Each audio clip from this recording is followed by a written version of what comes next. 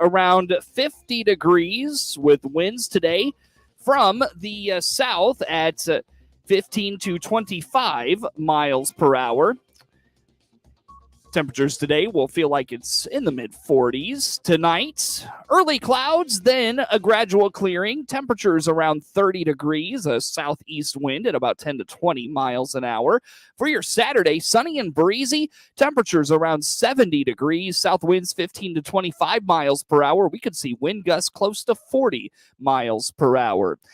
Saturday nights, occasional rain showers, even a thunderstorm possible. Temperatures in the lower 40s, a southwest wind 20 to 30 miles an hour, and wind gusts again near 40 miles per hour. Could see about a tenth of an inch of rainfall on Saturday night. Early winds will give way to clouds and sun on Sunday, much more moderate. Temperatures around 50 degrees, west-northwest winds at 15 to 25 miles per hour, and again, Sunday wind gusts could reach 40 miles per hour.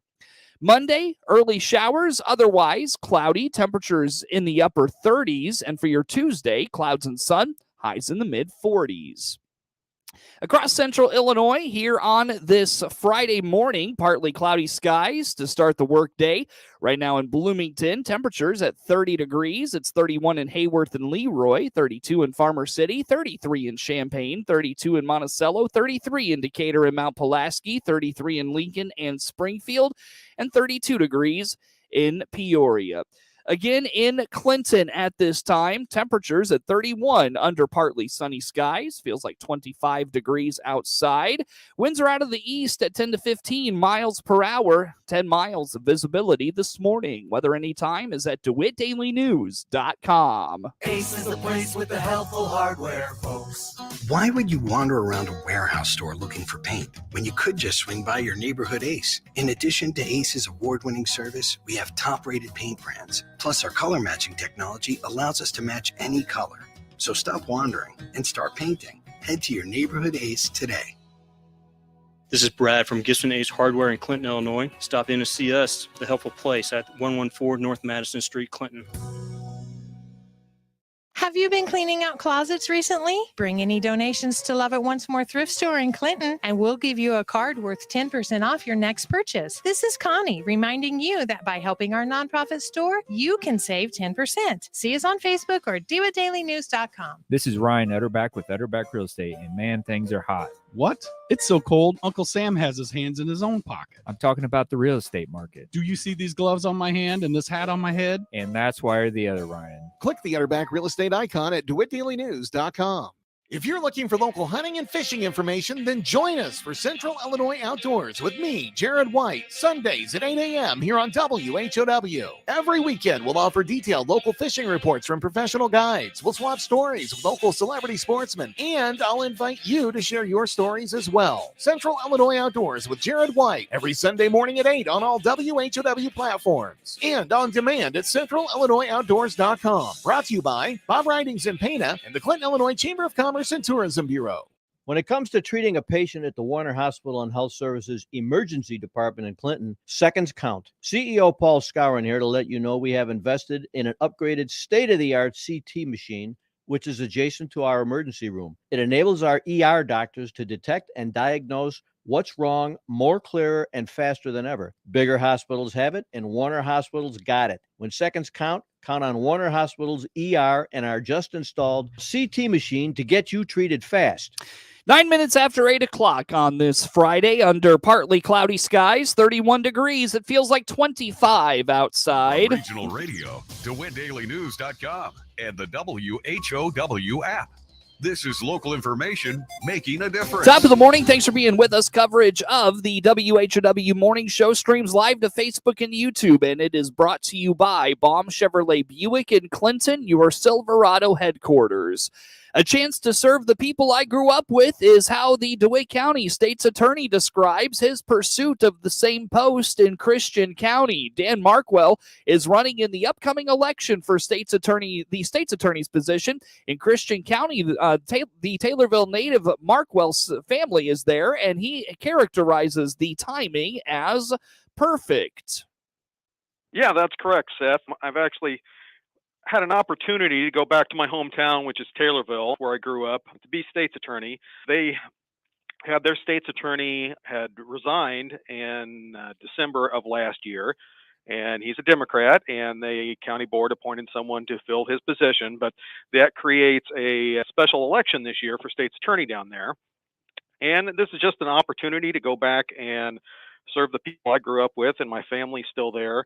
So I think it's just be a good opportunity for me. But the timing was actually perfect because understanding I've got an obligation to my family, I've also got an obligation to the citizens of DeWitt County as their state's attorney. And the timeline here actually gives everybody in DeWitt County plenty of opportunity to fill my position if that comes to pass at the end of the year. Back in January, I did give notice to Dustin Peterson, the Republican chairman for the county, just to let him know, what I was planning on doing. So everyone's got 11 months notice, in case I do happen to get elected down there. If that happens, I would take office December 1st. So the procedure here would be that the Republican Party would bring forth a name to the county board, and the county board would appoint someone to fill the remaining 2 years on my term, if that comes to pass. For Markwell, Christian County faces similar legal challenges as DeWitt County, like upticks in drug use that can trickle down into other areas of the community. It's similar there as everywhere. There's an uptick in drug activity. Christian County's got a much greater meth problem than we've got here, and we have a meth problem here as well as we do nationwide. But that's going to be something I'm going to have to deal with when I get down there to meet with law enforcement and see what we can do maybe more proactively to try to root out the people that are dealing these drugs into the community. And of course, as you know, Seth, drug use doesn't just affect the people that are using them, the people that need these drugs. They're out committing thefts and robberies and battering other people. So it really causes all kinds of other crime we've got to deal with. Markwell believes there's been a lot of successful prosecutions of crimes in the county, as well as successful negotiations that he's overseen as the state's attorney. So back in 2014, when I took office, we had the issue with the landfill. We had a major lawsuit that was threatening to potentially bankrupt the county. I was able to come in and settle that lawsuit. Of course, renegotiated a host fee agreement, which has resulted in millions of dollars for the county over the years. Obviously, in just dealing with crime, we've had several violent crimes. When I first came on board here, we had murder up in Farmer City, yeah. Which I prosecuted, and those persons are still in prison. And just the continued fight, with dealing with people that are committing drug offenses. Of course, we've got a certified drug court here in DeWitt County, as they do in Christian County, and that's something I'll continue down there, is try to get people that maybe don't need to go to prison and get them the help that they need so they can remain in the community. Markwell indicates an assistant state's attorney could be appointed to his office soon, with the potential that individual takes over if he wins the Christian County election. He was not able to disclose, though, who that individual would be. Mother Nature has blessed central Illinois with some beautiful weather to kick off March and the meteorological spring. While it may not last, local authorities are sending out their yearly reminders of the things residents face in rural America. With the shift in weather, Piatt County Sheriff Mark Vogelzang indicates the spring brings the traditional return of motorcyclists and farm implements to the roadways. Oh, absolutely. You're always worried. Obviously traffic safety comes to mind. Everybody enjoys being out on their motorcycles, so you want safe roads. You're going to have the farmers out and about with their tractors, so there's going to be some slower traffic out there as well. So, number one would be traffic safety, just being aware of those particular vehicles out there and being aware and taking those extra couple minutes and looking at intersections. We've had some pretty serious accidents here in the last 6 months at four-way intersections where somebody just doesn't take that extra second and look each way and create some pretty horrific crashes. So take that extra couple minutes, give the farmers some leeway, watch for those motorcycles. A lot of times they're very hard to see. So just allow yourself some extra time on the With the spring weather comes more people out and about and more crimes of opportunity. Sheriff Vogelzang encourages his communities to be vigilant in locking doors of vehicles, especially those that have to be parked in driveways or a curbside, and make sure you remove any valuables from your vehicles.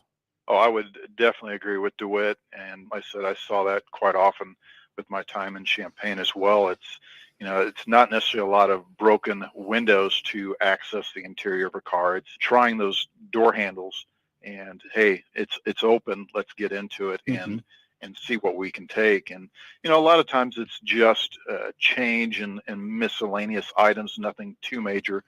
But we have seen where firearms are left in unlocked vehicles and are stolen, which is obviously very, very concerning with gun violence in the area. So, just definitely making sure that you're locking your cars, and keep in mind that if it's not locked, that it's very easy to access a garage door opener that's in the car as well. So now it potentially allows them opportunity to get into your house. Keep those locked and all your valuables out of the car. In an expansive rural area like Piatt County, Sheriff Vogelzang indicates they're seeing an increase in ag shed burglaries in recent years. He says farmers and residents are starting to pick up on these trends of crimes of opportunity. A lot of times these sheds are, might be in a rural area or something like that. So you tend to see theft of tools and things like that as well. But again, I think as we go forward, just farmers and citizens are realizing that this is a potential issue. And nowadays it's just so cheap and the cameras are so good that, putting in a Ring doorbell or trail cams or a video surveillance system, really the prices have come down so much that it is leading to a lot more arrests. And I think law enforcement as a whole is working very well and communicating very well between, even different counties. We just had a spree earlier this year where involved multiple counties and multiple agencies, and working together, communicating, getting video really goes a long ways to solving some of these. Sheriff Vogelzang indicates Piatt County is very supportive of law enforcement, and they appreciate that very much. Get news anytime at DeWittDailyNews.com. Dunker Electric Supply and Lighting Center in Decatur reminds you that no matter what's happening around the globe, the men and women of the U.S. Armed Forces serve and sacrifice. They even put their lives on the line for us. Please take a moment to say thank you to a veteran and consider supporting those serving overseas by sending a care package. This message is from Dunker Electric Supply and Lighting Center in Decatur. Visit online at dunkerelectric.com. We are free thanks to the brave. Time now for a look at sports. I'm Seth Lawrence with this report. The Monticello Sages boys basketball team will look to punch its first ticket to a super sectional appearance since 2017 when they take on El Paso Gridley for a sectional title tonight in Clifton in high school boys basketball Class 2A postseason action. Monticello needed a late rally to get by Herscher 37-25 Tuesday night. EPG pulled away late from St. Joseph Ogden to win 45-32 on Wednesday. Both the Sages and the Titans were ranked in the latest Class 2A polls last week. EPG was number 4, while Monticello was number 6. So tonight's matchup should be a real heavyweight battle. The Titans interplay 28-2 overall, while Monticello is 30-3. Here tonight's action from Clifton Central High School at around 7 p.m. on 95.9 FM WEZC and online at DeWittDailyNews.com. Class 2A sectional final elsewhere in Illinois tonight. From Flora, Teutopolis takes on Mount Carmel. And from the Olympia sectional, it'll be Bloomington Central Catholic and Quincy Notre Dame. Class 1A sectional final action tonight. From Abington Avon, Peoria Christian takes on Augusta Southeastern. And from Effingham St. Anthony, Tuscola battles with Meridian. Meanwhile, in Watseka, it'll be Lexington and Decatur St. Teresa. Class 3A sectional final action tonight. From Danville, Springfield Sacred Heart Griffin battles Decatur MacArthur. Tonight in Highland, it'll be Chatham Glenwood and East St. Louis. And from Bradley University tonight, Metamora battles Rock Island. Rounding things out in Class 4A sectional action tonight. From Collinsville, Normal Community goes up against Quincy Notre Dame. DeMonte Williams made 4 3-pointers on his way to a season-high 14 points, helping 20th-ranked Illinois hold off Penn State 60-55 Thursday night. The victory keeps the Illini in contention for a share of the Big Ten title if they beat Iowa and Wisconsin loses to Nebraska Sunday. Illinois is 21-8 overall and 14-5 in the Big Ten. The Badgers have already clinched at least a share of the Big Ten title and could win it outright with a win at Nebraska. Jalen Pickett scored 18 points with 7 assists and 5 boards to lead the Nittany Lions. Williams scored the Illini's final 8 points of the first half, knocking down 2 threes and a pair of free throws. Penn State was intent on limiting Alfonso Plummer and Trent Frazier's looks from distance, and Williams often found himself with open jumpers. He finished the game 4 of 11 from 3, while Kofi Coburn scored 11 points and grabbed 6 rebounds. Trent Frazier had 10 points on 3 of 6 shooting. Illinois led much of the first half, but did not hit a shot during the last 4:24 of the first half, while Penn State hit 4 of its final 5 shots of the period to take a 30-29 lead into the break. Illinois took a 46-41 lead after Andre Curbelo found Coburn open for a dunk off an inbound pass. Then Frazier stole the ball from Sam Sessoms and sprung Jacob Grandison for a layup with 9:21 left. Penn State hit its next 4 shots, including back-to-back scores from John Herrar to tie the game at 49. A 3-pointer from Dalian Johnson briefly lifted Penn State into the lead before Grandison hit a corner 3 at the 4:34 mark that put Illinois ahead for good. The Nittany Lions then missed 10 of their last 11 shots, including a 3 for Miles Dredd that would have tied it with 55 seconds and 41 seconds to go. Illinois made 5 of 6 free throws in the final minute to close out the win. On a poor shooting night, Illinois got just enough offense from its veterans, proving it can win ugly when Coburn is not as influential as usual. They held Penn State to 3 of 14 from 3 in the second half. Illinois will host Iowa Sunday to wrap up the regular season.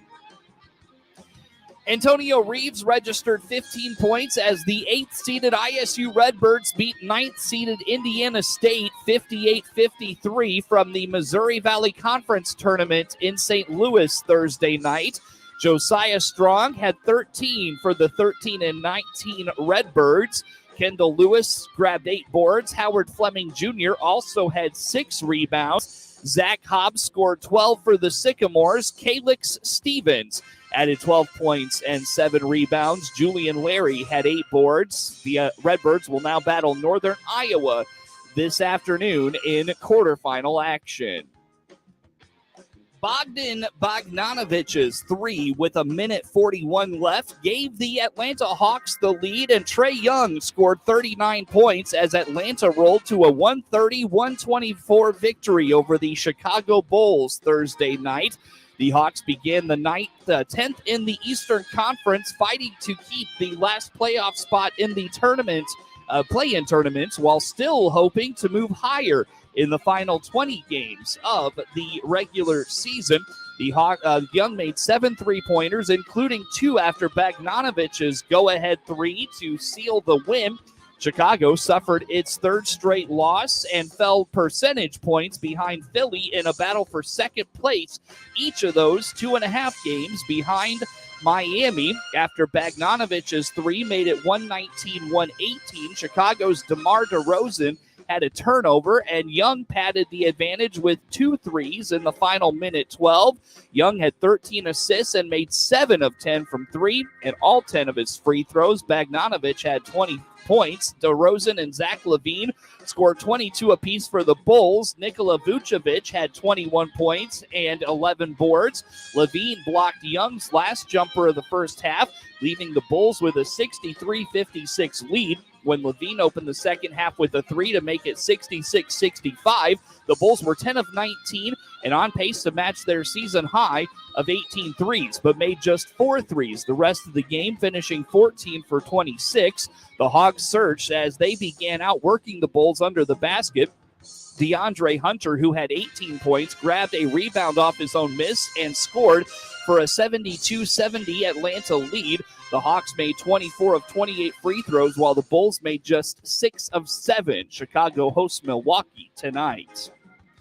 Alex DeBrincat got a pass from Patrick Kane and scored 2:23 into overtime as the Blackhawks beat Duncan Keith and the Edmonton Oilers 4-3 Thursday night. Kane, Dominic Kabalik, and Sam Lafferty scored for Chicago, who went 2-1 against Edmonton this season.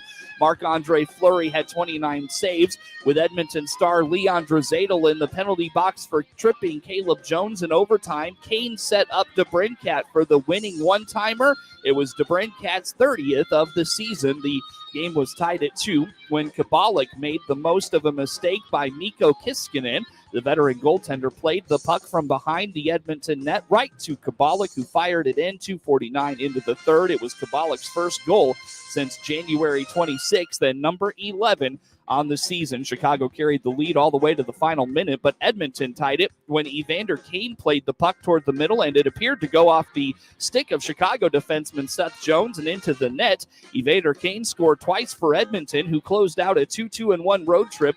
Draisaitl had a goal and an assist, and Kiskinen made 28 shots. Stopped 28 shots. The Blackhawks had dropped 4 of 5, but they were bolstered by the return of Jonathan Caves, fellow forward Tyler Johnson, and defenseman Calvin DeHaan, along with Riley Stillman from injuries.